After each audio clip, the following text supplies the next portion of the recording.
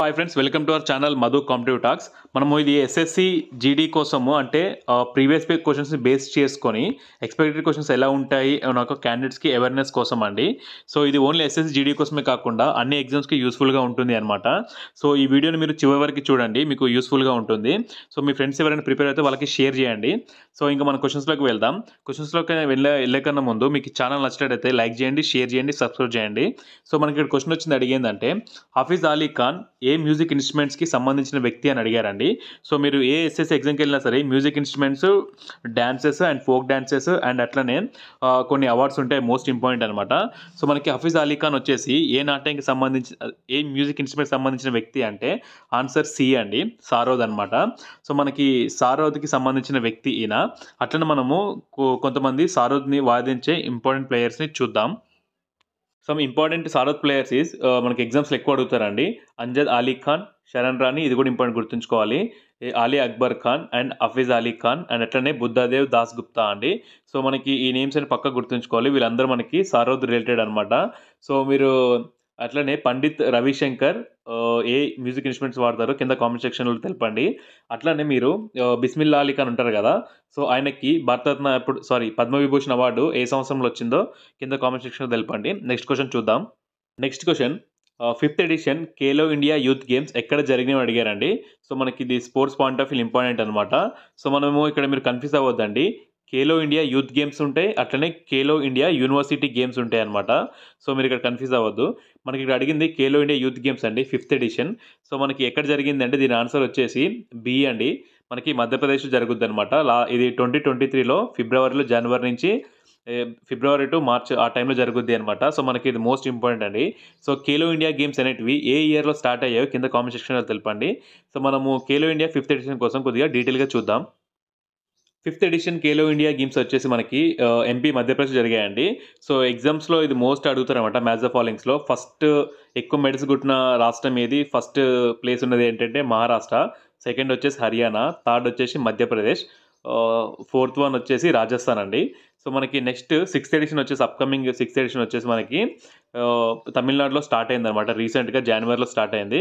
So ఇది గుర్తుంచుకోవాలి, చూడాలి. 5th ఎడిషన్ వచ్చేసి మనకి మధ్యప్రదేశ్, 6th ఎడిషన్ వచ్చేసి మనకి తమిళనాడు అనమాట. సో ఇవి మాత్రం ప్లేసెస్ పక్క గుర్తుంచుకోండి. First rank, second rank, third rank and fourth rank match the ఫాలోయింగ్స్లో అడుగుతారు. నెక్స్ట్ క్వశ్చన్ చూద్దాం. కాశీకొండలు ఏ రాష్ట్రంలో ఉన్నవి అని అడిగారండి. సో మనకి కాశీకొండలు ఏంటో తెలియాలన్నమాట. సో మనకి కాశీకొండలు అనేటివి మనకి హిమాలయాలు ఉంటాయి కదండి, అందులో ఒక భాగమైన వీటిని మనము పూర్వాంచల్ పర్వతాలు భాగాల్లో చూసుకుంటాం అనమాట ఈ కాశీకొండల్ని.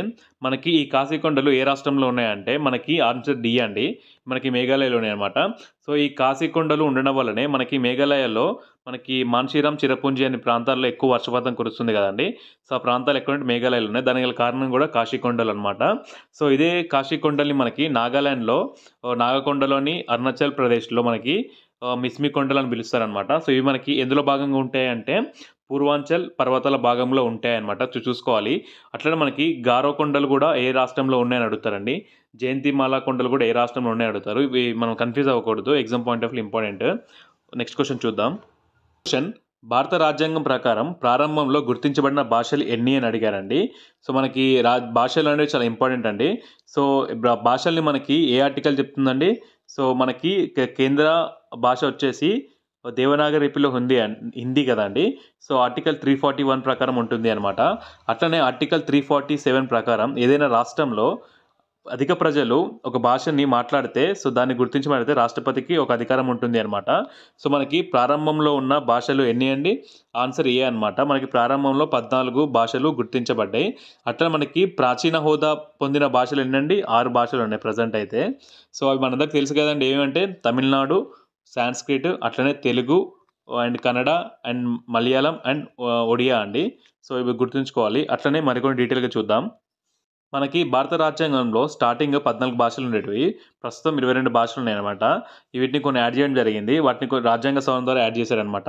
సో అందులో మెయిన్ అండి 21వ రాజ్యాంగ సవరణ, 71వ రాజ్యాంగ సవరణ, 92వ రాజ్యాంగ సవరణ.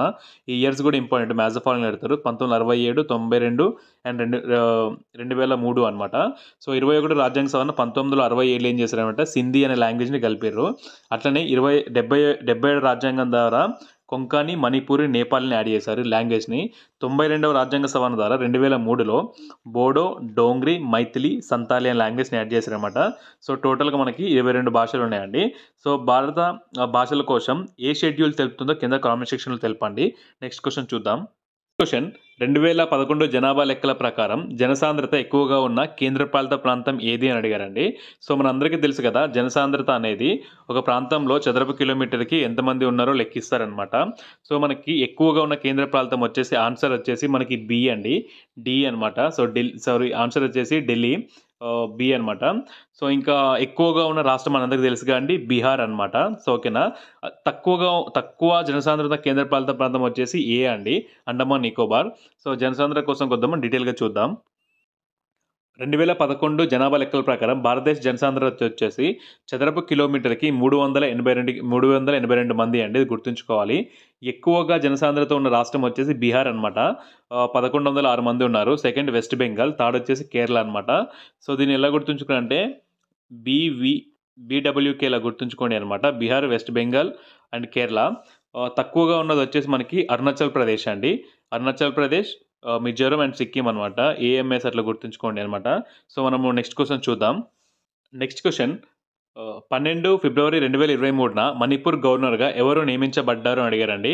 సో మనం ఏ ఎగ్జామ్కి వెళ్తున్నా సరే CMs and governors and present ministers అండి, అంటే హెల్త్ మినిస్టర్ ఎవరు ఉన్నారు, స్పోర్ట్స్ మినిస్టర్ ఎవరు, అండ్ ఇన్ఫర్మేషన్ బ్రాడ్కాస్టింగ్ మినిస్టర్ ఎవరు చూసుకోవాలి అనమాట.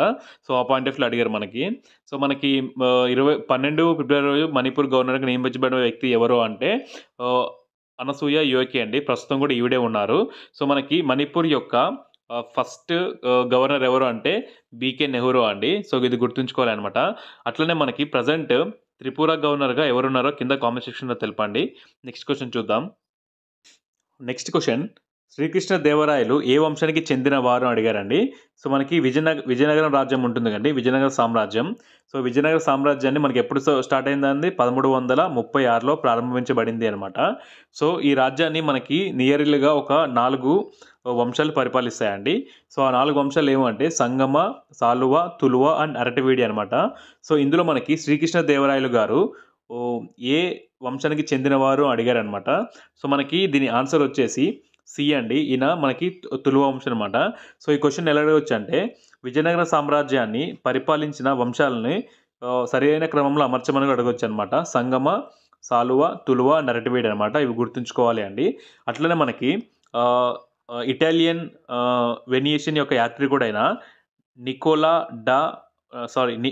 నికోలా డి కొంటి ఏ రాజు ఉన్నప్పుడు భారతదేశాన్ని సందర్శించారో కింద కామెంట్ సెక్షన్లో తెలపండి. నెక్స్ట్ క్వశ్చన్ చూద్దాం. నెక్స్ట్ క్వశ్చన్, విటమిన్ ఈ యొక్క రసాయనం ఏంటి అని అడిగారండి. సో మనందరికీ తెలుసు కదా, మీరు ఏ ఎగ్జామ్కి వెళ్ళినా సరే విటమిన్స్ అనేటివి చాలా మోస్ట్ ఇంపార్టెంట్స్ అండి. సో ఇవి మనకి ఎగ్జామ్స్లో ఎక్కువగా అడుగుతూ ఉంటాయి. ఇవి రసాయనామాలు అండ్ అట్లనే ఇవి ఏ పదార్థంలో ఎక్కువగా ఉంటాయి చూసుకోవాలి అనమాట. సో మనకి ఈ యొక్క విటమిన్ ఈ యొక్క రసాయనామం వచ్చేసి టోకోఫెరల్ అండి. ఆన్సర్ వచ్చేసి ఏ అవుతుంది అనమాట. సో అట్లనే మనందరికీ తెలుసు కదండి, బయోటిన్ అంటే మనకి ఏంటంటే B7 అనమాట. సో అట్లనే మనము టోకోఫెరల్ విటమిన్ ఈని కూడా మనం ఏమంటామండి, బ్యూటీ విటమిన్ అంటాం అనమాట. సో అట్లనే B7 విటమిన్ని హెచ్ విటమిన్ అంటాము. సో అట్లనే మనకి ఇంకా ఏ క్వశ్చన్స్ అడుగుతారంటే, సో మనకి ఎక్కువ అడిగేది ఏంటి అంటే డి విటమిన్ అండి, డి విటమిన్ ఏమంటారండి, క్యాల్సిఫెరాల్ అంటారు. సో అట్లనే సి విటమిన్ పేరు అడుగుతారండి. సి విటమిన్ పేరు వచ్చేసి ఏంటంటే ఎస్కార్బిక్ ఆమ్లం అనమాట. సో దీన్ని ఎక్కువగా అడుగుతారు. సి విటమిన్ లోపం వల్ల వచ్చే వ్యాధి ఏంటి అంటే సర్కిస్ అనే ఒక స్కిన్ డిసీజ్ వస్తుంది అనమాట. సో మనము విటమిన్స్ కోసం కొద్దిగా చూద్దాం. విటమిన్స్ 2 రకాలుగా ఉంటాయండి. ఒకటి వచ్చేసి కొవ్వులో కరిగే విటమిన్లు, రెండవది వచ్చేసి నీటిలో కరిగే విటమిన్లు అనమాట. సో మనకి కొవ్వులో కరిగే విటమిన్లు ఏవేవి అని అడుగుతారండి. ఏడిఈకే వచ్చేసి మనకి కొవ్వులో కరుగుతాయి. సో నీటిలో కరిగే విటమిన్లు వచ్చేసి మనకి బి అండ్ సి అండి. బీసీ కాలం నాటి వాళ్ళు అంటారు కదా. సో వాటర్ భూమి మీద ఎప్పటి నుంచి ఉంది కదా, బీసీ కాలంది అనమాట. సో అట్లా గుర్తుంచుకోండి. బి విటమిన్, సి విటమిన్ వాటర్లో కరుగుతుంది. సో ఈ రోజుకి ఇవి అండి క్వశ్చన్స్. సో మీకు ఈ ఛానల్ యూస్ఫుల్గా ఉంటుందంటే లైక్ చేయండి, షేర్ చేయండి, సబ్స్క్రైబ్ చేయండి. సో మీకు ఇది హెల్ప్ఫుల్గా ఉంటుందని అనుకుంటున్నాను. Thanks for watching. Next video కలుద్దాం.